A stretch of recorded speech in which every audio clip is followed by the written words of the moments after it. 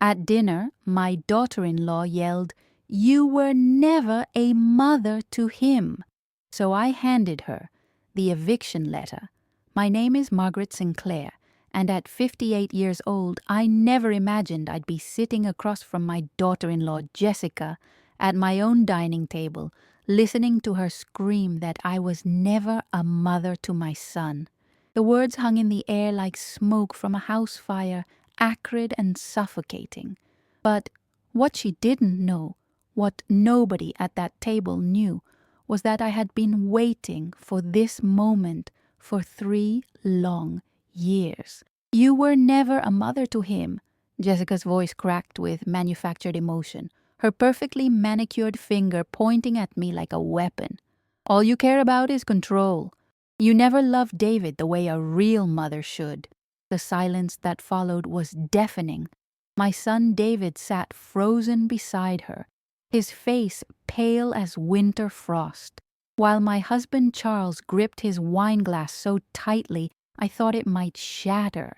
But I remained calm, my hands folded neatly in my lap, watching Jessica's performance with the detached interest of someone who had finally seen enough. You see, I had been documenting everything, every lie, every manipulation, every calculated move Jessica had made to isolate my son from his family. And tonight, she had finally given me exactly what I needed. I reached into my purse and pulled out the crisp white envelope I had been carrying for weeks, waiting for the perfect moment. "Jessica," I said quietly, my voice steady as stone, "before you say another word, I think you should read this." I slid the eviction notice across the mahogany table, watching her face drain of color as she recognized the legal letterhead. "You have 30 days to find somewhere else to live. This house belongs to me, and I'm done pretending you belong in it."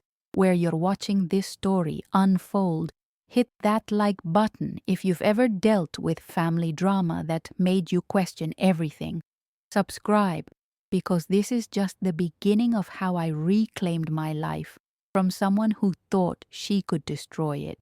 To understand how we got to that explosive dinner, you need to know about the family Jessica tried so hard to dismantle. For 32 years, Charles and I built something beautiful together. We raised David in a home filled with love, laughter, and the kind of security that comes from knowing your family has your back no matter what. Charles worked as a successful architect while I managed our real estate investments, turning what started as a modest portfolio into substantial wealth. David was our miracle baby, born after years of trying and multiple heartbreaking miscarriages. Every milestone felt like a gift. His first steps, his graduation from Stanford, his decision to follow in his father's footsteps and become an architect. We supported him through everything: the late night studying, the failed relationships, the career setbacks that come with starting your own firm.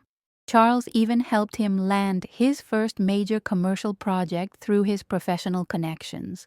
Our relationship wasn't perfect, no family's is, but it was built on genuine love and respect. David and I were close, maybe closer than some mothers and sons. We shared the same dry sense of humor, the same love for old movies, and the same stubborn streak that drove Charles crazy but bonded us together. Every Sunday, David would come for dinner, and we'd spend hours talking about his project, his dreams, his fears about starting his own business. The house where all this unfolded sits on 3 acres in Westchester County, a colonial-style home that Charles designed himself as a wedding gift to me 28 years ago. It's worth just over $2 million now, something I know because I handle all our financial affairs. Charles always joked that I was the better businesswoman between the two of us, and he wasn't wrong. While he created beautiful buildings, I created wealth through careful investments in properties across New York and Connecticut. This context matters because Jessica would later try to paint me as a controlling, cold mother who cared more about money than family. But the truth is, I used that money to support my family in ways she couldn't even comprehend. When David wanted to start his own firm, who do you think co-signed the business loan? When he needed a place to live while building his client base, who offered him the guest house rent-free? When he met Jessica and wanted to impress her with romantic weekends in the Hamptons, who do you think owned the beach house they used? I built the foundation that allowed my son to succeed, and Jessica would spend the next 3 years trying to convince him I was his biggest obstacle. But foundations, once properly laid, are harder to destroy than people think. Jessica Laurent entered our lives on a crisp October evening in 2019, wrapped in a designer coat and wearing a smile that should have been my first warning. David brought her to Sunday dinner with the nervous energy of a man completely smitten, and I'll admit I was predisposed to like her. At 28, she was beautiful in that polished, social media perfect way. Blonde hair always styled just so, makeup expertly applied, clothes that whispered expensive rather than shouted it. "Mom, Dad, I'd like you to meet Jessica," David announced, his hand protective on her lower back. "She's the interior designer I told you about, the one who's working on the Morrison project with me." Jessica stepped forward with practiced grace, extending a manicured hand first to Charles, then to me. "Mrs. Sinclair, David has told me so much about you. Your home is absolutely stunning. I can see where David gets his eye for beautiful spaces." The compliment was perfectly pitched, not too effusive, acknowledging my taste while connecting it to my son. She admired my antique collection, asked thoughtful questions about the renovations Charles had done over the years, and showed genuine interest in our family photos lining the hallway. During dinner, she was charming without being performative, intelligent without being showy, and she made David laugh in a way I hadn't seen in years. "I love how close your family is," she said, watching David and Charles debate the merits of different architectural styles. "I grew up with just my mother, and she was always working. I sometimes wonder what it would have been like to have this kind of Sunday tradition." My heart went out to her in that moment. Perhaps that's where my guard began to lower. She seemed genuinely appreciative of what we had built, and I found myself hoping she might become the daughter I never had. Jessica had a way of asking the right questions, remembering small details from previous conversations, and making each of us feel heard and valued when she spoke to us. Over the following months, she became a regular presence at family gatherings. She helped me plan David's birthday party, offering to handle the flowers and decorations with an artist's eye for detail. She remembered Charles's favorite wine and would bring a bottle when they came for dinner. She even started bringing small gifts, a book she thought I'd enjoy, a vintage tool for Charles's workshop, thoughtful tokens that showed she was paying attention. "I think she's the one, Mom," David confided to me one evening after Jessica had gone home. "I've never felt this way about anyone before. She gets me, you know? And she loves our family, loves being part of what we have here." I squeezed his hand, genuinely happy for him. "She seems wonderful, sweetheart. Just take your time, make sure you really know each other before making any big decisions." But even then, something nagged at me. Maybe it was the way Jessica's stories about her past never quite aligned, or how she seemed to have no close friends, no family she spoke to regularly. When I mentioned this to Charles, he brushed off my concerns as typical motherly protectiveness. "You'd find something wrong with any woman David brought home," he teased. "Give her a chance, Maggie. Our boy deserves to be happy." So I ignored my instincts and opened my heart to Jessica Laurent, not knowing I was welcoming a predator into our paradise. The changes began so subtly that we almost didn't notice them at first. Jessica had a gift for identifying insecurities and poking at them with the skill of a surgeon, never causing obvious damage but always leaving tiny wounds that festered over time. It started with small comments during our Sunday dinners, observations delivered with such sweetness that questioning them felt like paranoia. "David, you're so lucky to have parents who can afford to help you with your business," she'd say, her tone bright and loving. "I wish I'd had that kind of safety net when I was starting out. It must be nice not having to worry about failing because you know they'll catch you." The implication was subtle but clear. David wasn't self-made, he was dependent. I watched my son's face change each time she said things like this, saw him start to second-guess accomplishments he'd rightfully been proud of. When his firm landed a major hotel project instead of celebrating, he worried aloud whether the client had chosen him for his talent or because of Charles's reputation in the industry. Jessica was equally skillful with Charles and me, finding our weak spots and pressing them with surgical precision. She'd comment on how formal our family dinners were compared to the relaxed, casual atmosphere she was used to. She'd mention how structured our traditions seemed, making our treasured family rituals sound rigid and suffocating. When I'd suggest activities or trips, she'd gently redirect with alternatives that just happened to exclude Charles and me. "Wouldn't it be more romantic if we went to that new resort in Vermont instead?" she'd suggest when I mentioned our traditional family Christmas vacation in Aspen.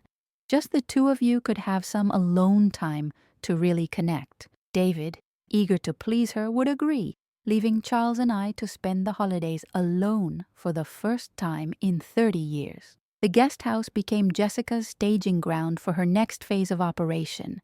What had started as David staying there occasionally while working late became Jessica gradually moving in her belongings. First, it was a few outfits for convenience, then her laptop and work materials, then pieces of furniture that would look better in the space than David's sparse decorating. By the time I realized what was happening, she was essentially living there rent-free while maintaining her own apartment in the city for appearances. "It just makes sense," David explained when I finally asked about the arrangement.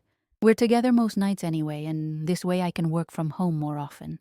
Jessica's been helping me reorganize my home office. She has such a good eye for making spaces functional." What Jessica had was a good eye for making herself indispensable, while making me look like the villain for questioning perfectly reasonable requests. When I suggested they might want to make their living arrangement more official, either by paying rent or by Jessica giving up her city apartment, I was being controlling and trying to make their relationship about money. When I asked about their long-term plans, I was pressuring them and not respecting their timeline. The most insidious part was how she began rewriting our family history in David's mind. Our Sunday dinners became obligations rather than traditions.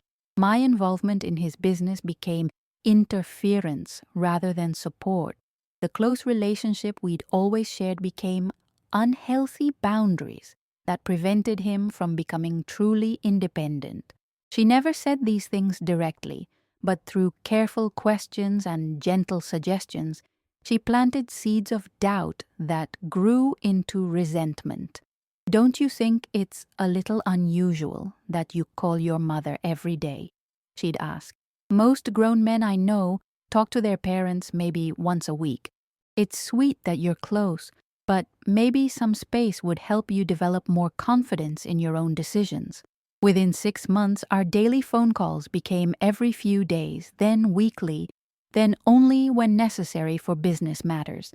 The slow poison was working, and I was powerless to stop it without looking exactly like the controlling mother Jessica was painting me to be. Everything changed on a rainy Thursday in March 2021. I was in my home office reviewing quarterly financial reports when David knocked on the door, his face flushed with excitement and nervousness. He clutched a small velvet box in his hands, and my heart both soared and sank at the same time. "Mom, I need to talk to you about something important, he said, settling into the chair across from my desk. I know this might seem fast, but Jessica and I have been talking about our future, and I want to marry her. I bought this ring last week, and I'm planning to propose this weekend. The ring was stunning. A 3-carat solitaire that must have cost him months of income. I forced a smile, knowing this was a moment that would define our relationship going forward. David, that's wonderful news, sweetheart. Have you two discussed what kind of wedding you want? Where you'll live? All those practical things couples need to figure out. Actually, that's part of what I wanted to talk to you about, David said, his enthusiasm dimming slightly. Jessica and I have been thinking that after we're married, it might be time for me to move out of the guest house. She thinks it would be healthier for our relationship if we had complete independence, and honestly, Mom, I'm starting to agree with her. There it was, the first direct challenge to the family structure we'd built.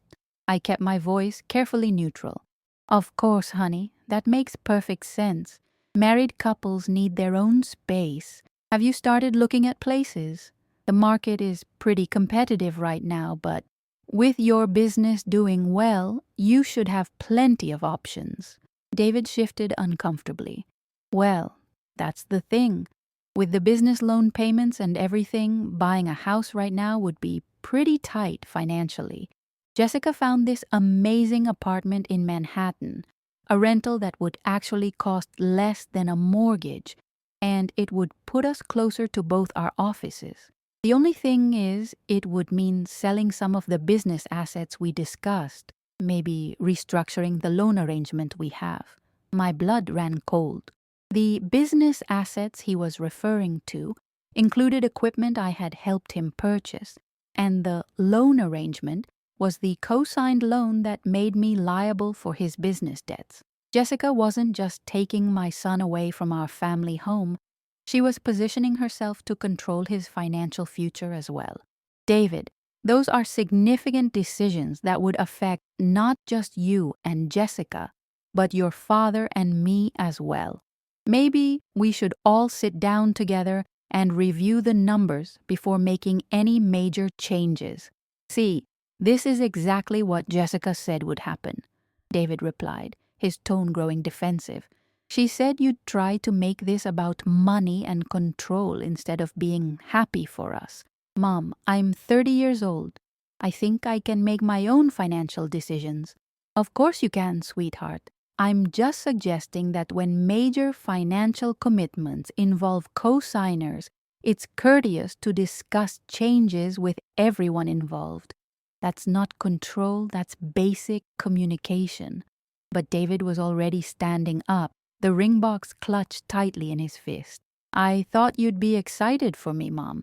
Jessica warned me this might happen, that you'd find reasons to make our engagement about what's convenient for you instead of what's best for us. After he left, I sat in my office staring at the financial documents spread across my desk, finally understanding the scope of Jessica's plan. She wasn't just trying to isolate David from our family. She was positioning herself to control his business, his finances, and his future. The sweet, appreciative young woman who had charmed us at Sunday dinners was revealing herself to be a calculating predator who had identified our family's wealth and was systematically working to claim it. That night, I made 2 phone calls.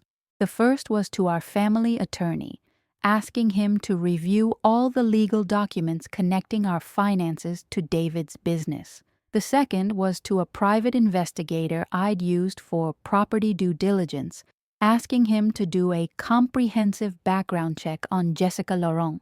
The earthquake had begun, and I was finally ready to stop being a victim of it. 3 weeks later, the private investigator delivered a file that made my hands shake as I read through it. Jessica Laurent had given us a false last name. Her real surname was Morrison, which she'd changed legally 2 years before meeting David. She had no background in interior design. Her previous job was as a sales associate at a high-end furniture store, where she'd been fired for falsifying client information to earn higher commissions.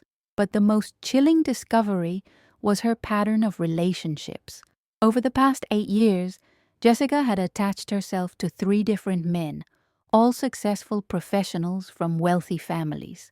Each relationship had followed the same arc: initial charm and integration into the family, gradual isolation of the target from his support system, financial entanglement, and then a dramatic exit that left the man financially and emotionally devastated. Michael Torres, a doctor from San Diego, had lost his medical practice and his relationship with his parents after Jessica convinced him to invest their shared savings in a fraudulent real estate scheme she claimed to have researched. James Patterson, a software engineer from Seattle, had declared bankruptcy after Jessica accumulated massive debt on credit cards he'd foolishly added her to, then disappeared the day before their wedding, leaving him responsible for nearly $200,000 in charges. Most recently, she'd been engaged to Robert Chen, an investment banker whose family owned several successful restaurants in Los Angeles. According to the investigators' report, Jessica had convinced Robert to take out substantial loans against his trust fund to finance a catering business she claimed to be starting. When his family became suspicious and demanded financial documentation, Jessica vanished overnight, taking with her jewelry, electronics, and cash totaling nearly $50,000. Robert had been too humiliated to press charges, and his family had quietly paid off the debts to avoid scandal.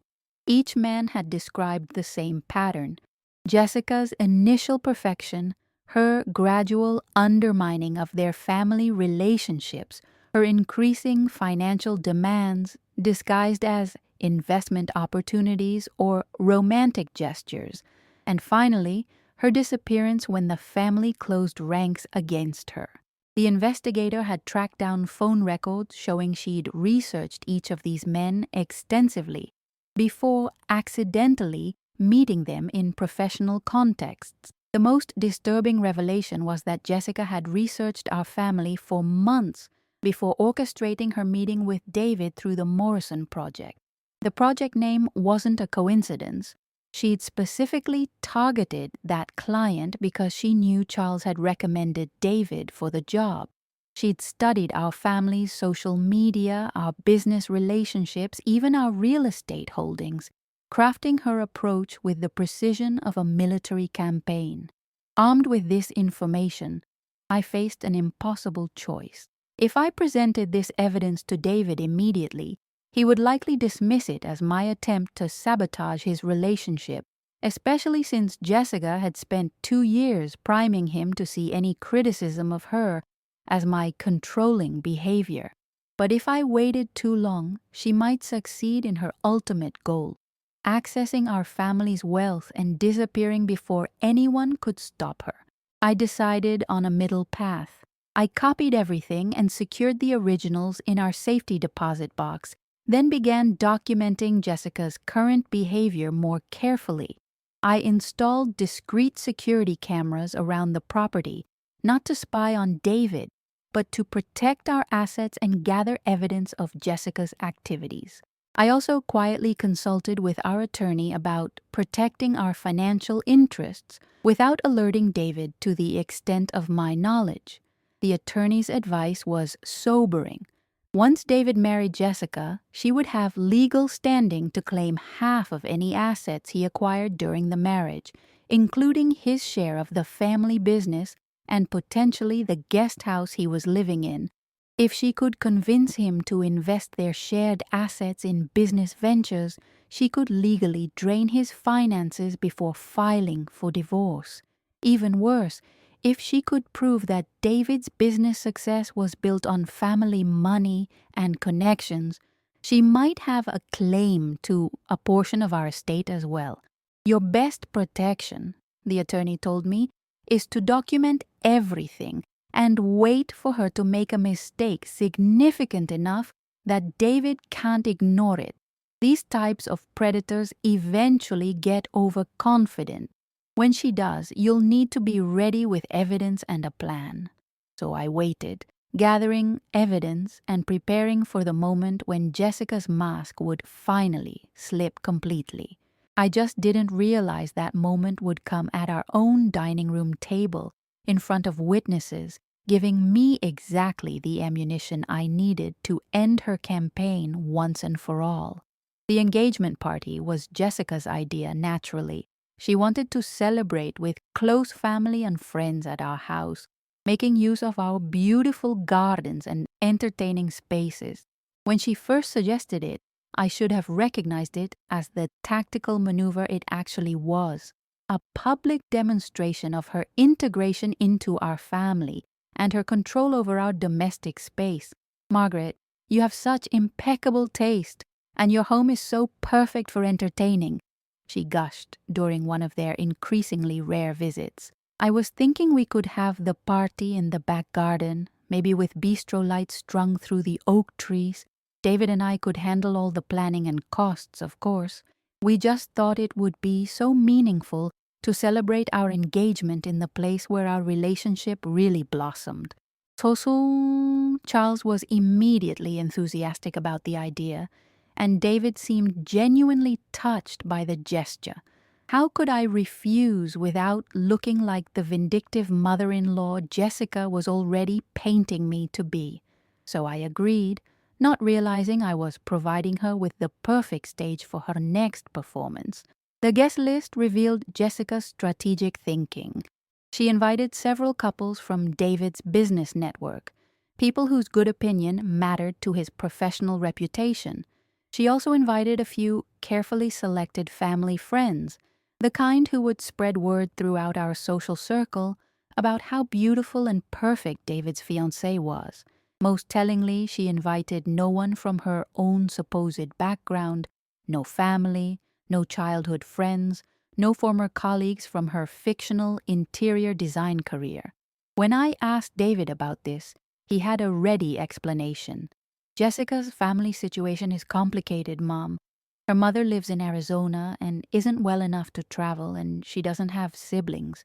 As for friends, you know how it is when you're building a career. Work relationships become more important than college friendships. She really values quality over quantity when it comes to the people in her life. I spent weeks watching Jessica orchestrate every detail of the party with military precision.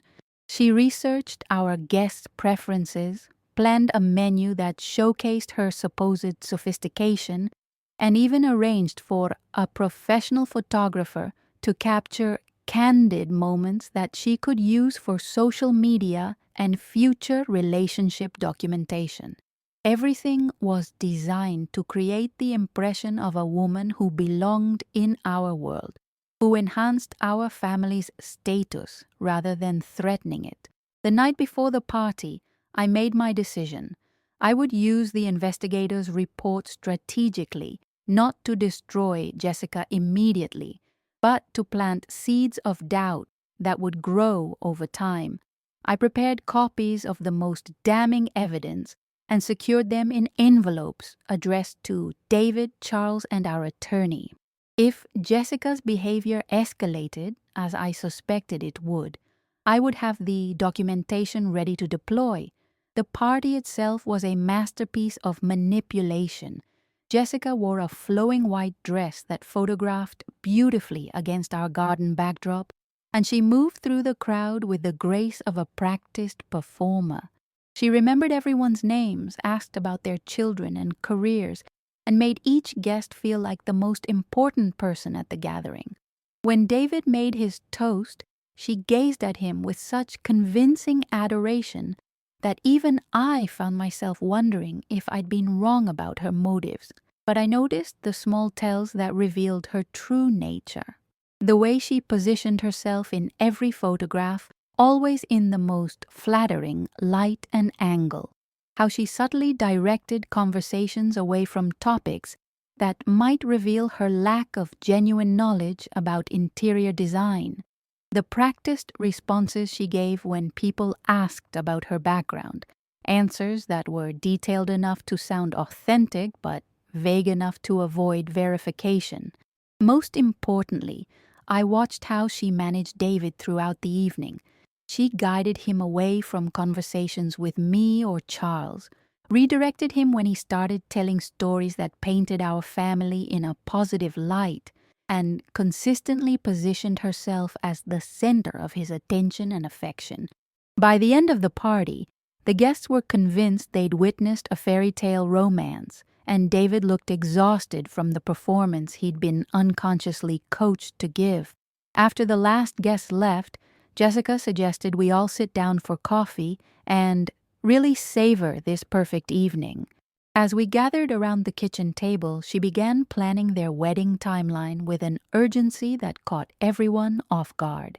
"We've been thinking June would be perfect," she announced, reaching for David's hand. "I know it seems fast, but honestly, when you know someone is your person, why wait? Plus, David's business is really taking off, and it would be wonderful to start our married life while everything is going so well."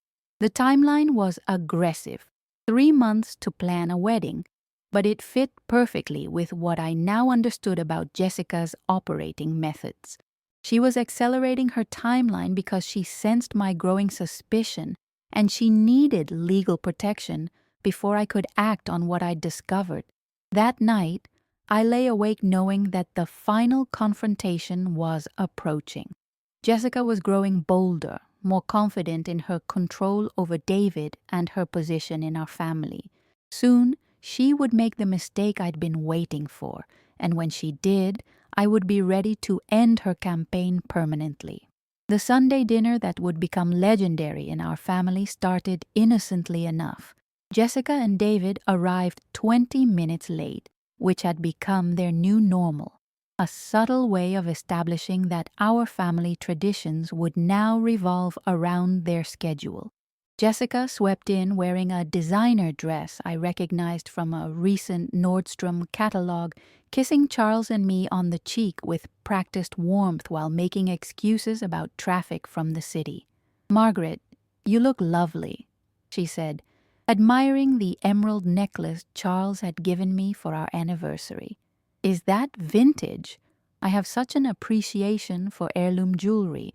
There's something so meaningful about pieces that carry family history."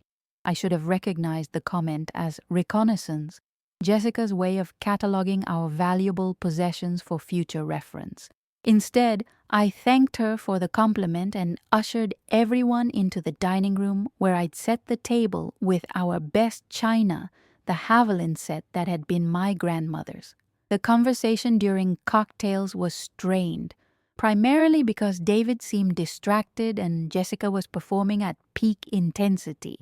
She complimented everything: the flowers, the wine selection, the way the late afternoon light fell across the table, with the enthusiasm of someone auditioning for a role, rather than simply enjoying dinner with family.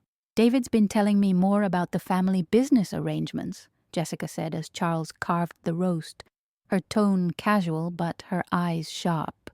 "It's so wonderful how you've supported his entrepreneurial dreams, though I do think it's time he started thinking about true independence, proving to himself and the world that he can succeed completely on his own merit."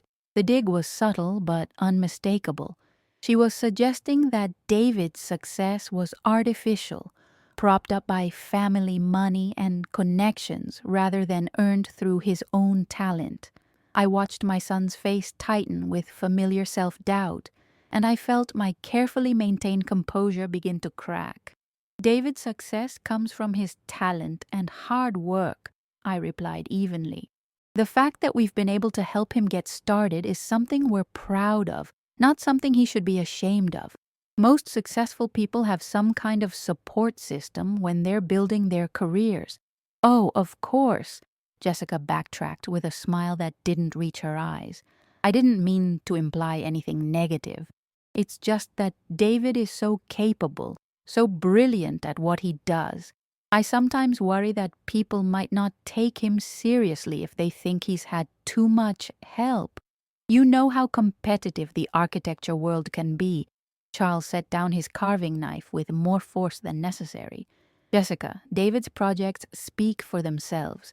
His clients hire him because he delivers exceptional work, not because of who his parents are. You're absolutely right, Jessica agreed quickly, but then she couldn't resist adding, I just want him to get the recognition he deserves. Sometimes when families are too involved in each other's professional lives, it can create complications. That's when David finally spoke up, his voice tight with frustration. Can we please not turn Sunday dinner into a business discussion? Jessica, Mom and Dad have been incredibly supportive. Mom, Jessica is just looking out for my reputation. Can't we all just enjoy the meal? But Jessica wasn't done. She never was when she sensed vulnerability. David, sweetheart, I'm not criticizing your parents. I love how close your family is. It's one of the things that attracted me to you. I just think that as we start our own family, it might be healthy to establish some boundaries. You know, create space for our relationship to grow without outside influences shaping every decision we make. Outside influences? The words were out of my mouth before I could stop them. Jessica, we're not outside influences. We're David's family. We've been part of his life for 30 years and will continue to be part of it long after. I caught myself before finishing the sentence, but Jessica's eyes lit up with predatory satisfaction. She'd successfully baited me into responding emotionally, and now she could paint me as the unreasonable one. After what, Margaret? Jessica's voice was silk over steel. After what happens? Are you suggesting that my relationship with David has an expiration date?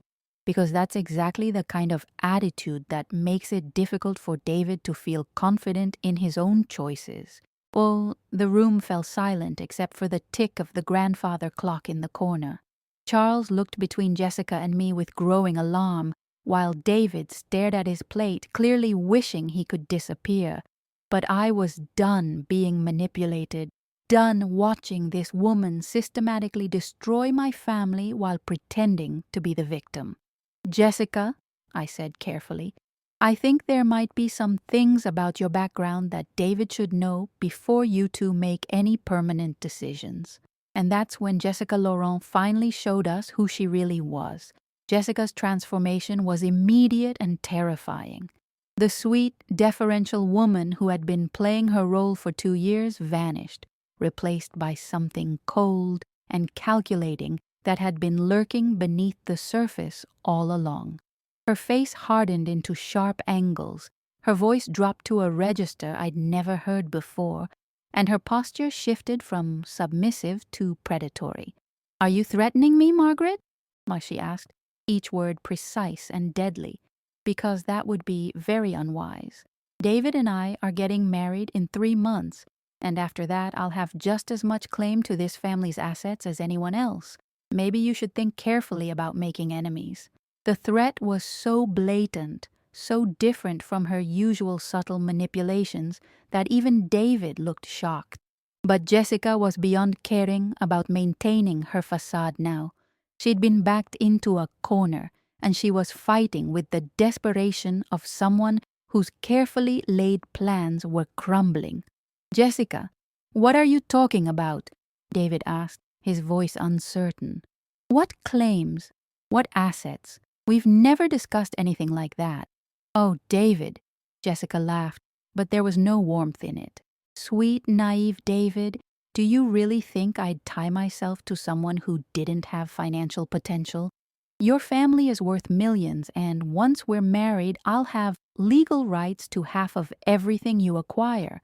Your business, your inheritance, your share of this house, all of it becomes community property. Charles stood up so quickly, his chair fell backward. Get out, he said, his voice shaking with rage. Get out of our house right now. But Jessica wasn't finished. She turned to David with a look of pure manipulation, tears appearing in her eyes as if someone had turned on a faucet. David, please don't let them do this to us. I love you so much, and I only want what's best for our future. Your mother has never accepted me, never thought I was good enough for you. She's been looking for an excuse to drive us apart since the day we met." "That's not true," David said, but his voice lacked conviction. 2 years of Jessica's psychological conditioning had left him uncertain about his own perceptions, and she knew exactly which buttons to push to make him doubt what he was seeing with his own eyes. "Isn't it?" Jessica pressed. "Think about it, David. Every time we've tried to become more independent, your mother finds reasons why it's a bad idea. Every time we've made plans that don't include your parents, she makes you feel guilty for choosing me over family traditions. She's been sabotaging our relationship from the beginning because she can't stand losing control over you." I watched my son's face as Jessica's words found their mark.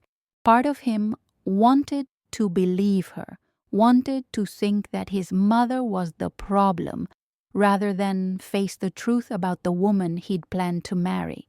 But another part of him was finally seeing Jessica clearly for the first time, and the cognitive dissonance was written across his features.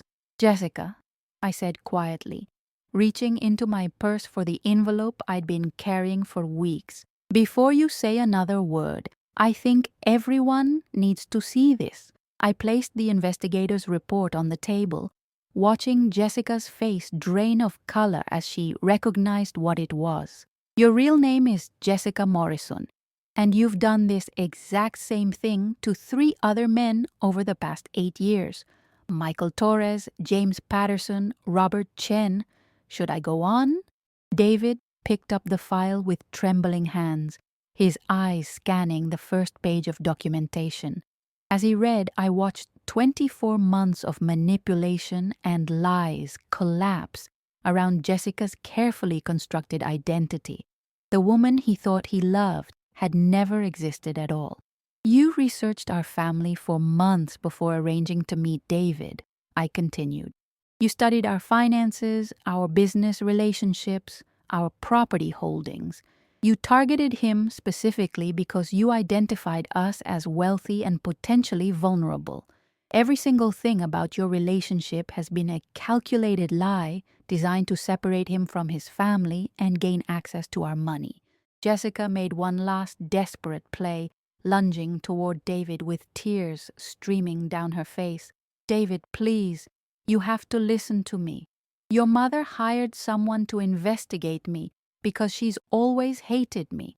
She's twisting everything to make it look worse than it is. Yes, I changed my name, but that was because of an abusive relationship. Yes, I've had failed relationships before, but that doesn't mean I don't love you." But David was reading about Robert Chen now, about the $50,000 Jessica had stolen, about the pattern of financial manipulation that left devastated families in her wake. When he looked up at her, I saw the exact moment when love died and was replaced by horror at how completely he'd been deceived. "Get out," he whispered, his voice broken. "Get out of our house. Get out of the guest house. Get out of my life." And that's when Jessica Laurent showed us exactly who she really was. Jessica's reaction to being exposed was everything I'd expected, and worse. She didn't leave quietly or with any shred of dignity. Instead, she launched into a tirade that revealed the full scope of her entitlement and rage at having her carefully orchestrated plan destroyed by what she clearly saw as an inferior opponent. "You have no idea what you've done, you sanctimonious bitch," she screamed, her perfect composure completely shattered. "David will never forgive you for this. You've destroyed his chance at happiness because you couldn't stand the thought of sharing him with someone better than you." She grabbed the crystal wine glasses from the table and hurled them against the wall, the expensive stemware exploding into glittering fragments that scattered across the dining room floor. When Charles moved to restrain her, she picked up my grandmother's Haviland serving platter and smashed it deliberately. Her eyes locked on mine as she destroyed something she knew held sentimental value. You were never a mother to him, she shrieked, her voice cracking with manufactured anguish. All you care about is control. You never loved David the way a real mother should. You're just a cold, calculating woman who uses money to manipulate people, and David will realize that eventually. That's when I pulled out the eviction notice.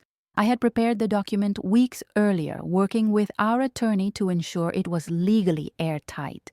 Jessica had been living in our guest house without a formal lease agreement, which meant she was essentially a guest who had overstayed her welcome. The 30-day notice was a formality. Under New York law, we could have had her removed immediately. Jessica, I said, my voice steady despite the chaos she was creating, you have 30 days to remove yourself and your belongings from our property. If you're not gone by then, we'll have you arrested for trespassing. The police report about tonight's property damage will be filed in the morning, and we'll be seeking restitution for everything you've destroyed. For the first time since her mask had slipped, Jessica looked genuinely afraid. The reality of her situation was finally penetrating her rage. She had no legal rights to the guest house, no legitimate claim to David's assets, and now a documented pattern of destructive behavior that would work against her if she tried to pursue any kind of legal action against our family. David stood up slowly, his face pale but determined. "I'll help you pack," he said quietly. "But after tonight, I never want to see you again. If you contact me, if you come anywhere near my family or my business, I'll file a restraining order." The next month passed in a blur of legal consultations, property repairs, and family healing. Jessica did attempt to create drama during her departure, posting cryptic messages on social media about toxic families and financial abuse that were clearly designed to damage our reputation. But the investigators' report made it impossible for her to gain any sympathy from people who knew us, and her threats of legal action evaporated when our attorney presented her with evidence of her fraudulent background. More importantly, David began the difficult process of understanding how completely he'd been manipulated. He started therapy to work through the psychological conditioning Jessica had subjected him to, and slowly began rebuilding his relationship with Charles and me. It wasn't easy. 2 years of systematic manipulation had left scars that took time to heal, but David was determined to reclaim his authentic self and repair the family bonds Jessica had tried so hard to destroy. 6 months later, David met Sarah, a fellow architect who worked for a non-profit organization designing affordable housing. Their relationship developed slowly and naturally, built on shared values and genuine compatibility rather than calculated seduction. When David brought Sarah to Sunday dinner for the first time, the difference was immediately apparent. She was interested in our family because she cared about David, not because she saw us as a pathway to wealth. Today, 3 years after that explosive dinner, David and Sarah are happily married and expecting their first child. They live in a house they bought together, funded by David's thriving business and Sarah's steady income, with no financial assistance from Charles and me. The guest house has been converted into my art studio, a space where I can pursue the painting hobby I'd set aside during Jessica's campaign against our family. As I write this story, I want other families to understand the warning signs we missed and the importance of trusting your instincts when someone seems too good to be true. Jessica Laurent was a predator who targeted our family with precision and nearly succeeded in destroying relationships that had taken decades to build. But she underestimated the strength of genuine love and the power of truth to overcome even the most sophisticated manipulation. The eviction letter I handed Jessica that night wasn't just about removing her from our property. It was about reclaiming our family from someone who saw us as nothing more than a source of money and status. Sometimes the most loving thing you can do is refuse to enable someone's destructive behavior, even when doing so makes you look like the villain in their carefully constructed narrative. If you found yourself in a similar situation, remember that you have the right to protect your family from people who would exploit your love and generosity. Trust your instincts, document everything, and don't be afraid to take decisive action when someone threatens the people you care about most. Your family's well-being is worth more than any temporary peace that comes from avoiding confrontation. And if you've survived a manipulative relationship like the one Jessica subjected David to, know that healing is possible and that you deserve relationships built on honesty, respect, and genuine affection rather than calculated exploitation. Tell me in the comments, have you ever had to stand up to someone who was trying to manipulate your family? What warning signs did you notice and how did you handle the situation? Your story might help someone else recognize similar patterns in their own life.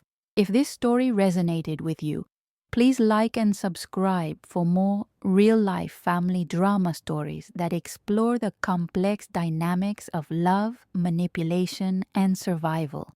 Remember, sometimes the people who claim to love us most are the ones we need to protect ourselves from.